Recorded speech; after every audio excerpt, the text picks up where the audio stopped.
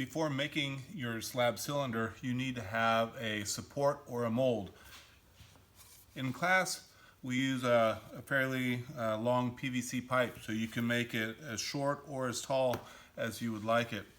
But at home, you might not have a PVC pipe for that. So any cylinder will work as a support. A can of soda, a can of almonds, or a can of tomato soup.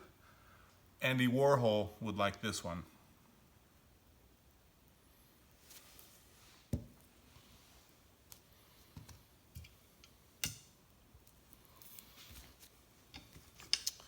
Once you decide on what your support's going to be, I'm choosing the can of soup simply because I want to make the demonstration something that you can relate to at home. But what you need to do is figure out how long a slab of clay that you will need. The easiest way to do that is just get a sheet of paper, have the can of soup on the paper, and roll it until the paper is overlapped. And then just make a mark. So this tells me that my slab needs to be 8 1/2 inch long. And then I can make it anywhere from, well, all the way up to about 3 3/4 inch tall. If I make it taller than that, the support will be underneath the clay and you cannot pull it out. Before we do anything with clay, we need to do a little prep work. If we would try to wrap clay around this can of soup and then try to pull it out, the clay would stick because this is a very slick surface. We need to be able to pull it out without it sticking. So what we're going to do is we're going to take a paper towel, and you're going to have enough paper towel to roll around the can at least 1 1/2 to 2 times. And this is going to be our sleeve. What I mean is that we can pull the can out of the sleeve. It's okay if the paper towel sticks, but we don't want the clay to stick to the can. So once we have the paper towel rolled around, you don't want to tape the paper towel to the can. You just want to tape the paper towel together so it sticks together like this. And it should be able to just slide up and down from the can, okay?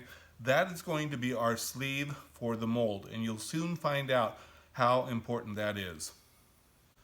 Once I have my support, which is the can, wrapped in paper towel, and I know it just slides back and forth, I'm ready to roll the slab of clay. Now I'm going to do it in a way that you can do it at home. I'm using a rolling pin, but anything that can push it into a flat slab will work, or you can slap it down as in the demonstration video. Now I'm going to roll out a slab that's much longer than what I need and much taller. And I'm only using the thickness of 1 yardstick. It's going to be a fairly thin slab, but it's a fairly small cylinder, so I don't want those walls to be too thick and look out of proportion.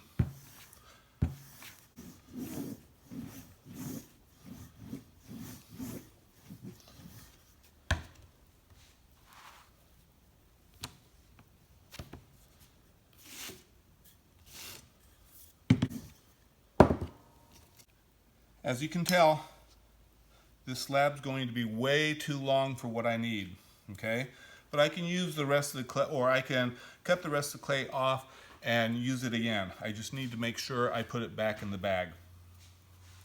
The first step that I want to do is cut a nice straight line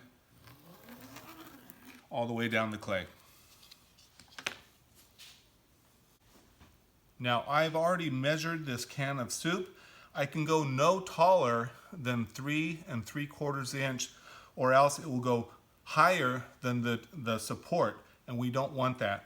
I'm just going to make this example 3 inches tall. So with your ruler or yardstick, 3 inches on one end, 3 inches on the other end. And as you can tell, we have plenty of clay.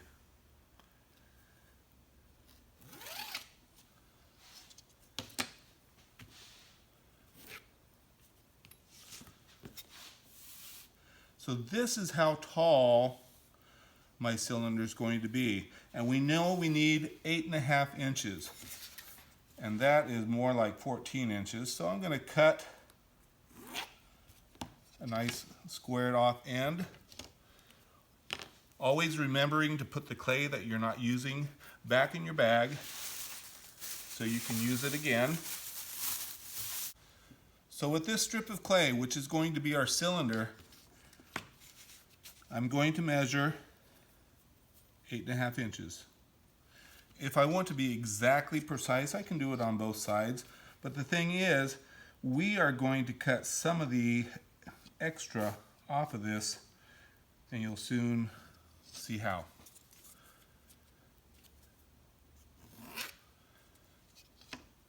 Now, if you have extra, don't throw this away. We're going to cut the base or the bottom of the cylinder out of this extra slab.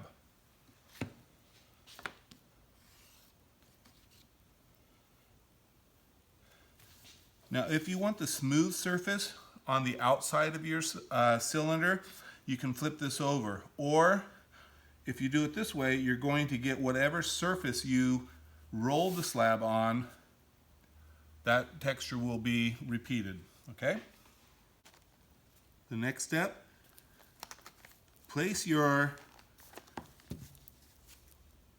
mold or support right on the bottom of the slab. It shouldn't extend past the bottom of the slab. And very carefully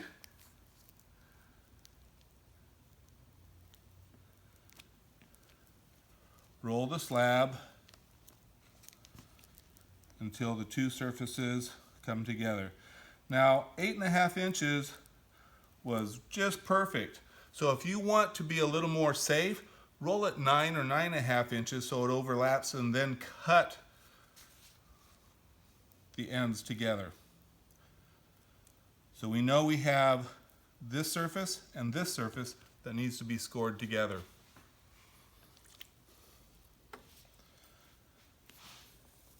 Remember scoring, you're going to score or crosshatch each of the surfaces.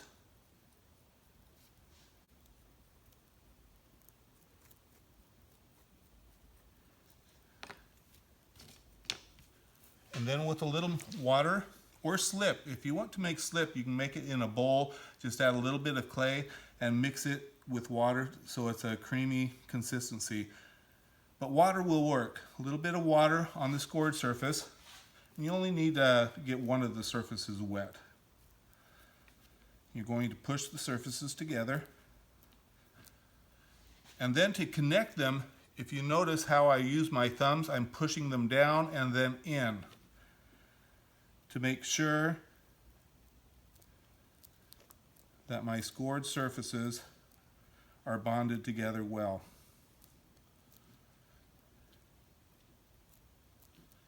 And what will happen is you'll have a little bit of a ridge.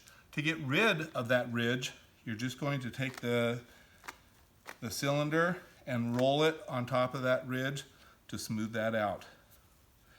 And if after that step it separates at the top or bottom, just make sure that you come back and push it together again.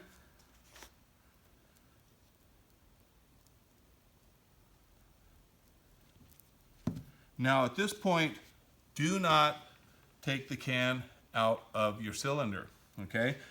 We need to add the base. So with that extra clay, you're just going to lay your cylinder right on top and trace around it.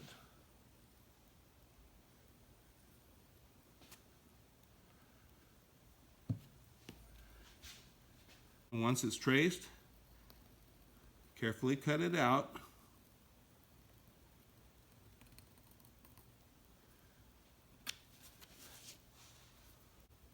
And just of smoothing out the cut a little bit, not changing the form at all. So now we're ready to add the base to the cylinder. So you're going to score all the way around the thickness of your slab, which in this case is about 1/8, a little bit more than 1/8 of an inch. And again, going cross-hatching so we have a nice scored surface. Once the base is scored, you're going to take your cylinder, which is just basically a tube right now, you're going to push the can in just a little bit so you can get to just the clay. And you're going to do the same thing. You're going to score that surface. Again, you're going to go back and forth, cross-hatching.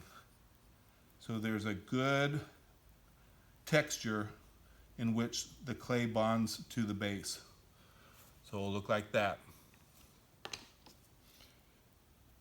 The next step, you're going to add a little water.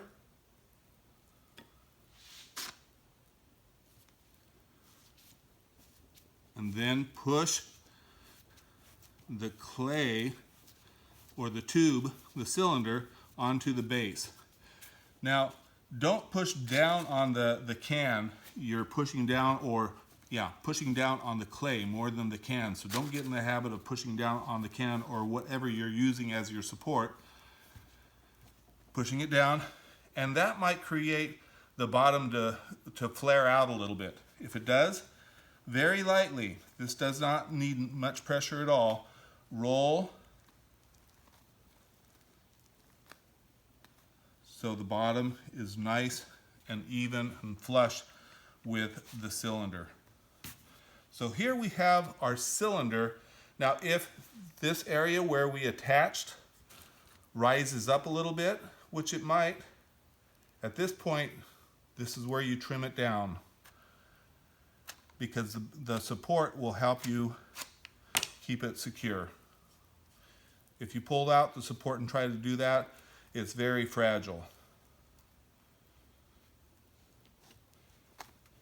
Now in years past, this is where the biggest mistake happens. People get to this point and then they leave it out, okay? They come back the next day and there is a big crack right, where's the seam? Right at the seam, because what happens, if you leave it to dry, the clay will shrink, okay? The can does not shrink, so what happens? The clay cracks. So you want to leave the can in for maybe an hour or two so it can get a little bit more firm, so it can be leather hard. But once it's leather hard, and I'm going to push it a little bit because for the demonstration purposes, I need to get the can out. But once you've let it set for an hour or two and it's a little bit more firm, you're going to come back and you can just kind of rip the paper towel so you can see the support underneath. Now there's still paper towel between the can and the clay. So what should happen, and I'm hoping it does because this is my demonstration video, what should happen is that I should just be able to very lightly, not pull out the paper towel, but take the top of the can and slide it right out. Now once the paper towel has been pulled out, there is your cylinder, okay? Now at this point you can let it dry a little bit more before you clean up the ridge or the top of your cylinder, or if you want to cut in designs or add a handle, you want to have it a little bit more than plastic soft clay. You want it to be leather hard. So again, this has a lot to do with project management. At this point, you would let it set out and become leather hard. And once it's leather hard, then you can work on it again. And if you don't have time, at that point, you would need to wrap it in plastic. And that is the slab cylinder.